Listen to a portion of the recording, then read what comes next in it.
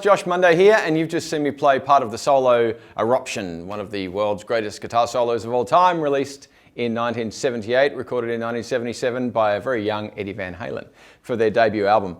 This blistered onto the scene as a flurry of tapping and all sorts of new guitar pyrotechnics that really hadn't been heard up to that point.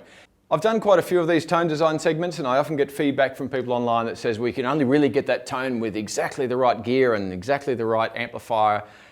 The issue with that, yes, you can get some of that tone, but what you're not going to reproduce is what was recorded in the studio, what was done to that signal after it was recorded, the microphone placement that was put on that amplifier within the studio, any room mics that were there, any EQing that was done afterwards, any effects that were out afterwards, and even the mixing and mastering process changes the tone potentially quite considerably. So what we can do with the GT-1 multi-effects is replicate not just the amplifier and the effects, but also things that were done post-production. So any of the mixing techniques or the room or the microphones. Let's break this down into the four elements of tone, I like to call them, which are the guitar, the pickup and any pickup selection that's on that guitar, the amplifier, then any effects that are done afterwards. And like I said, that's not just effects that you would plug into the amplifier, but also any effects that are done post-production, after it's recorded, or even the microphones on the amplifiers and the room ambience and a whole bunch of different things that we can simulate. So let's go through those things step by step. Firstly, the guitar. Eddie would have used his Frankenstrat, which was a Strat, similar somewhat to this, but it had a humbucker that he gouged out and put in the bridge for himself. We don't have that, but on board in the GT-1, we do have a tone modifier that will allow us to go from single coil to humbucker, so we'll start with that. Secondly, of course, it was the bridge pickup. It was the only pickup in the guitar that functioned. His amplifier is his very famous Marshall Plexi, his 1968 Marshall Plexi, which he legendarily has cranked to 11, all the knobs, everything up. And then also his Phase 90, so a nice phaser pedal over the top, and Echoplex for delay. So we'll try and recreate all of those elements and see what else, like the space and the plate, big reverb that's on that, and we'll recreate that in the GT-1. Now this song is in E flat. He tuned to E flat. I'm not tuned to E flat simply because I'm playing this within a medley of a whole bunch of other songs when I play this particular tone. So I've chosen to play this in normal concert tuning and just re-finger it to a different position. So that being the case, my first chord is an A flat. Played like that. So let's have a listen firstly at tone modifying. So we're going from our single coil sound, and I'm going to turn the first thing on in the effects section here. I'm going to press edit and turn on this first part here. Press enter to go into the parameters, and you'll see this is guitar simulation, single coil to humbucker, and I've just boosted the top end a little bit because it's a sharper sort of humbucker type tone. So off, very single coil, on. It's a thicker sort of tone, so that's a good starting point. So next was his amplifier, his Marshall Plexi Super Lead, legendarily cranked. So let's firstly go to the preamp section here, where we have a Marshall, 1959.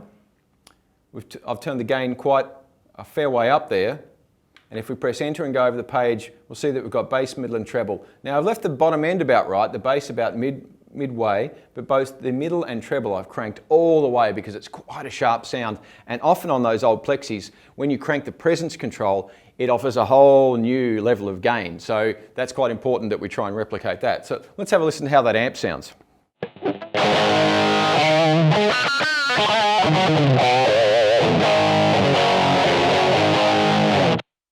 So that's got a lot of fuzz to it. It's quite toppy, just in the way those Marshall Plexis tend to break up in that top end. So that's great, but really we don't have those characteristics, the phaser and the big plate reverb that really offers that space in there. So let's add those as well. Firstly, the phaser. So if we go to the modulation section here, I turn that on, and I've got a 4-stage phaser selected, rates at about 30 and depths at about 40. So let's just see how close that is.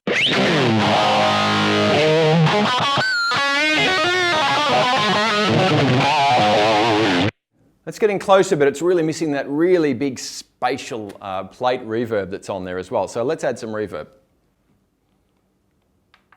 Click the reverb twice to turn it on. I've got plate selected.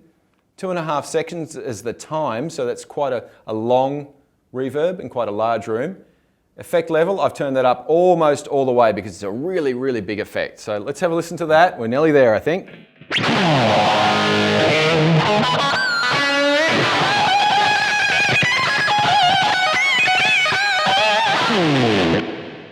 All right, so that's getting pretty close now. We're starting to hear all of the nuances that go along with that sound. What we are missing, of course, is the world famous whammy bar, which, you know, Fender Strats don't tend to like too much. They don't do the dive quite as far down as we might like. In any case, for tuning stability, I've chosen not to use the whammy bar on the guitar, but I have assigned a dive bomb pitch shift to the expression pedal on the GT-1, which I've assigned to an octave down. So we can get that familiar sound, but with our foot. So let's have a listen to the dive bomb.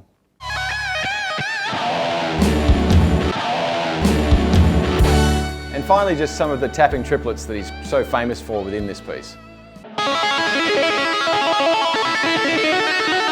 So there we have it. That's how we can recreate the sound of Eruption on the Boss GT-1.